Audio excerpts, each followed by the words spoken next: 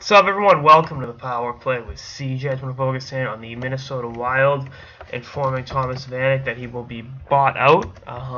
This is really not a big story. I mean, you knew it was going to happen. He had such a shitty year this year in Minnesota that you had to figure it was happening. Minnesota's on the verge of salary cap hell, given that they've given out some pretty bad contracts. So, again, this kind of just works out.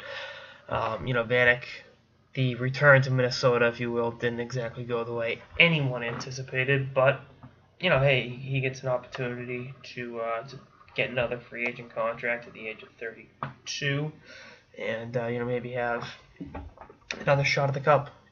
Closest he came to winning the Stanley Cup was went to Eastern Conference Finals in Montreal that year, and went to the two Eastern Conference Finals with Buffalo, a decade ago. So we'll see how Vanek goes into free agency, but I can see him being a guy that teams go after. I think the opportunity to add a veteran scorer like this, he'll be on the cheap, he'll be hungry, he'll want to prove his doubters wrong.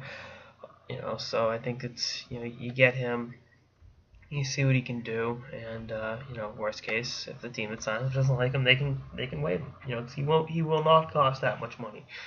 Again, I just think you're in a pretty cool situation with him, and I think with Minnesota, they're looking to wheel and deal. They want to be active in free agency. They want to re-sign their own guys, and they're gonna definitely be looking to swing a trade or two. Whether it's Dumba, Brodin, whoever. I know they've been kicking the tires on Nugent Hopkins. I'm not saying that's gonna happen, but just throwing that out there. So again, I think the buyout and the mutual parting of ways, I think was the most beneficial thing for both sides.